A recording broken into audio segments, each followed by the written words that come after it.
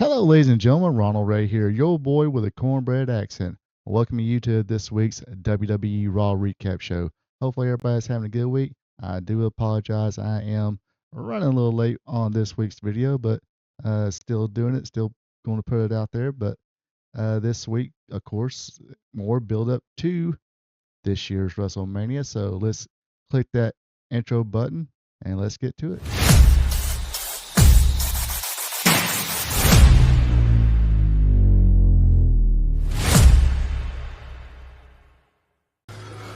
What do you want to talk about? Wrestling! And here! Wrestling? Why?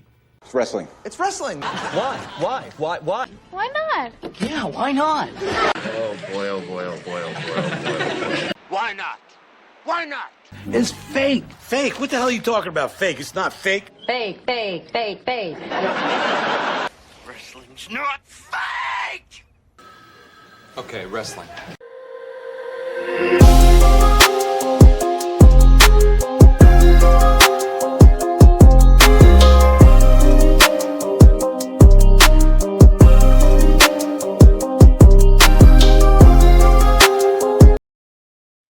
Hello, folks. So yes, this week we are doing a little more build up to WrestleMania.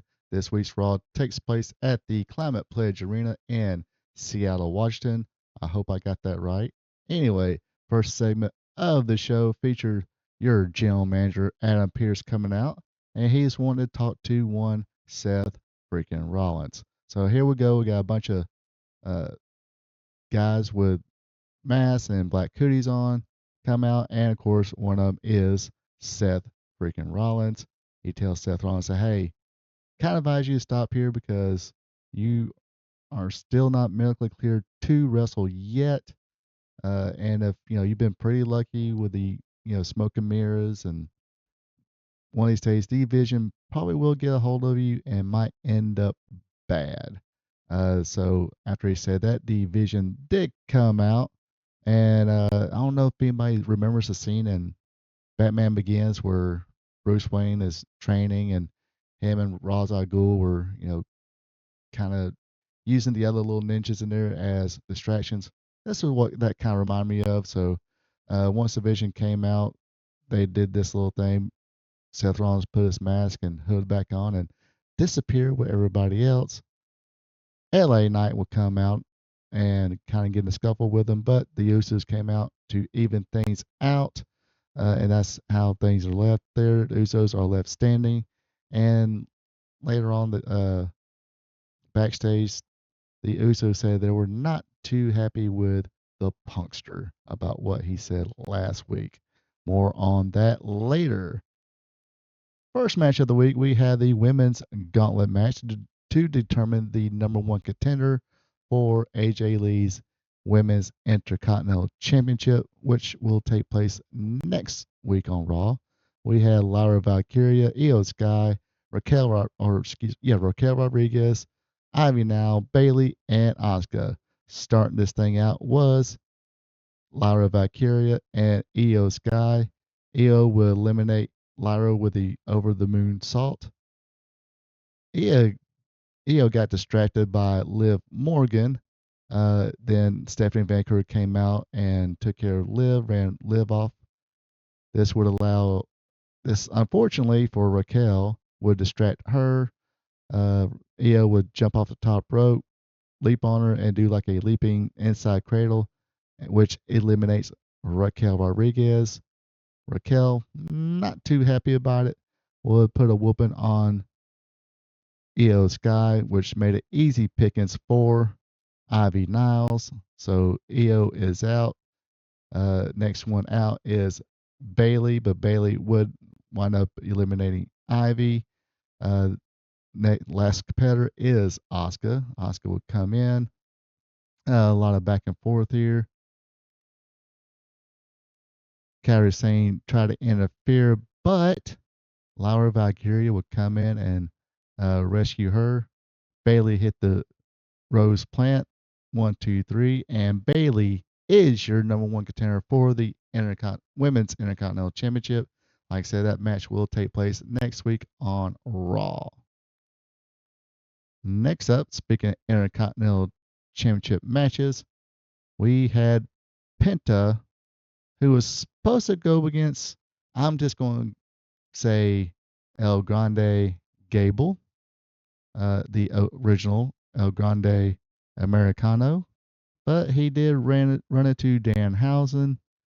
He's kind of wanted him to help him out, but El Grande Gable this say he didn't have time right now, so Danhausen put a curse on him. I did know there was two guys. I don't know if there was a stagehand that got caught on camera, but looked like there was two guys without masks lurking behind El Grande Gable as he was walking away from Danhausen. But it wound up being El Grande Kaiser, the second El Grande Americano. So he's in this match. But either way, this match was pretty good.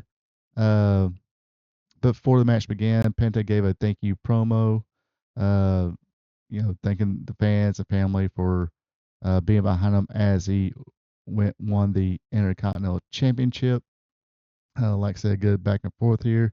Penta went for a middle rope Mexican Destroyer, but is caught by Americano Kaiser. Down to a Death Valley Driver. Was only good for a 2 count.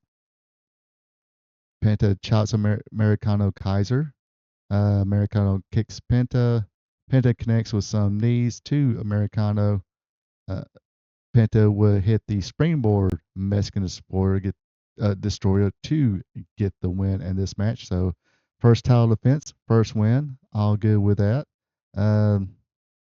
Man, don't like the idea of Danhausen having cursing Gable there, but anyway, I guess this match kind of would,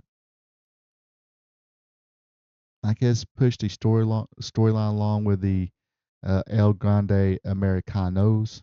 So not sure if we're gonna get a WrestleMania match out of that yet, or this is gonna be another Raw match. All right, going to take a brief commercial break. Be back for the rest of the highlights. Hello, ladies and gentlemen. Ronald Ray here, your boy with a cornbread accent. If you made it this far in the video, you're having fun. You folks know what to do. Everybody says this, so let's go through the whole routine. If you enjoy it, click on that like button. Also, leave me a comment. Give me your opinions on anything I talk about tonight. Ask questions, or just drop a friendly hello. That's always cool as well. Also, if you enjoy listening to a fan, just like you folks at home, talk about the sport of professional wrestling, be a champ, click on that subscribe button. Now, back to our program. All right, so we get the Judgment Day, or actually Dominic Mysterio comes out, demands a rematch. He wants a rematch, and said the reason he's not the Intercontinental Champion right now is all Finn Balor's part. Finn Balor with JD Madonna, they walk out. Balor tells Mysterio that if it wasn't for him, Mysterio would be champion, and he apologized for that. He said Judgment Day is family, always got each other's back, but sometimes you got to fight your own battle. Then said, then Balor told Mysterio or Rey Mysterio is probably right that you are just a spoiled little bitch. So Mysterio would push Balor. Balor would come back with a Pele kick. Then they go at it for a bit. Then Mysterio ran for him. Balor hit the sling blade and was going for that shotgun drop kick, but was cut off by JD McDonough. After that, it was a 4-on-1 whooping from the Judgment Day to Finn Balor. So it's official. Finn Balor is gone from the Judgment Day. Now I noticed that people are posting pictures of, maybe he'll go SmackDown and maybe have the OG Judgment Day. I'm not seeing a couple things have the OG Judgment Day, and they're putting against the new Judgment Day. JD, Dominique, Liv, and Raquel Rodriguez. But then the OG, they're calling Rhea Ripley, Damian Priest, and Finn Balor. Not exactly. Finn Balor was not an original member. It's actually Edge, Adam Copeland. But anyway, I digress on that. But I guess it would be kind of cool. It'll probably have a little pop to the crowd. But I'm just a stickler sometimes, like to correct people for no reasons. Because even though I make plenty of mistakes, but yeah, it's I guess since I guess Adam Copeland is and or Edge is wrestling for somebody else, work for somebody else, I don't guess he'll be invited to this party. But it would be kind of cool to see, maybe JD McDonough, Dominic Mysterio. I guess since Morgan is busy with Stephanie Vancouver, I guess you'll throw Raquel Rodriguez in that one and face off against Finn Balor, Damian Priest, and Rhea Ripley. That might be pretty cool. Make more sense if Liv was in there, but I digress on that one. Anyway, final match of the night featured Obafemi against Rusev, and it was a slobber knocker. Femi grabs Rusev, tries to choke slam him. Rusev counters, hits his Mashka kick. Rusev is taken down with flying forearm. Femi tosses Rusev across the ring, hits the fall for grace, and gets the win. So probably the toughest fight Oba has so far. Starting to hear those. I gotta look at the crowd again. Hopefully they're not piping them in. Uh, hopefully this guy don't get the let's see uh Ryback treatment where people are calling him Goldberg. Uh, but looks like he's kind of getting a little bit of a Goldberg push, but uh, instead of just enhancement people or locals, they gave him Rusev on this one. Johnny Gargano was last week on SmackDown, so at least they're giving him somewhat named people to kind of go through first instead of just squashing locals. But I think that this dude kind of has something. People seem to be behind him. He got great response on this Saturday night's main event match against Cody Rhodes when he came out. I always got good responses the few times I did see NXT. So, like I said, they possibly might have something here. All right. Last segment of the night, of course. You know what time it is. It is Punkster time, brothers. And a Punkster did come out, cut a promo, hyping up WrestleMania. Uh, and like I said before, the Usos was not too pleased about what Punk said last week pertaining to Roman Reigns' father. They come out and say, "Look, dude, apologize. We all you gotta do is say you're sorry." Even the crowd was like, "Hey, say you're sorry." Um, so Punk finally said, "Brother, I'm sorry, brothers." He went on to shake Jimmy and Jay's hands, then said, "Brothers, I'm sorry how Reigns has treated his family." He says he's sorry that Reigns disrespects everybody and never on the hook for it, and he's sorry that Reigns has tricked everyone and thinking he cared about anyone but or anything, any of this. Punk says if Reigns did care, he'd be here right now and wouldn't be talking to his young boys and shoves a mic into Jay's hand. Jay pushes Punk. Punk goes for Jay.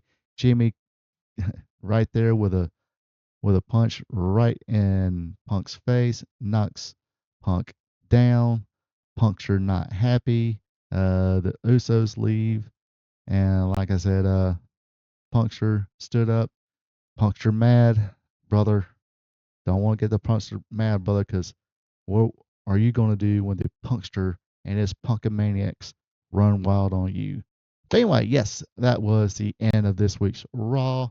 I thought the El Grande Penta match was pretty good, even though it was El Grande Kaiser, not El Grande Gable. That would have been a great match as well. Uh, thought it was pretty cool. Bailey wins. She gets the first shot at AJ Lee. Wouldn't shed a tear if Bailey does win. I think it'd be kind of satisfying, but um, we don't know what the Miss Punkster is going to be say about that, but we will find out next week. Anyway, that does it for this week's WWE Raw Recap show. Hope you folks enjoyed. You folks take it easy. Have a good one. And until next time. So long from the peach state of Georgia. Ronald Ray here saying thank you for checking out my video. If you don't mind, go ahead and click that thumbs up button, leave a comment, and share this video with family and friends. I would also appreciate it if you would subscribe to RP2 Vision, where I cover the sport of professional wrestling from yesterday to today. Now don't forget to click the notification bell as well, so you'll be notified when my other weekly content is available, like Wrestling Trivia Tuesday, WWE Raw Recap, and AEW Dynamite Recap. I also have 2 live streams. Every Thursday at 8 p.m., it's Spot Show Live Stream, where I discuss the latest news in professional wrestling. And on Friday nights at 8 o'clock p.m., it's Wrestling Gold Friday Night, where I discuss the good old days of professional wrestling. When wrestling was wrestling, wrestling was real because it's still real to us. Folks, have a good one and take it easy.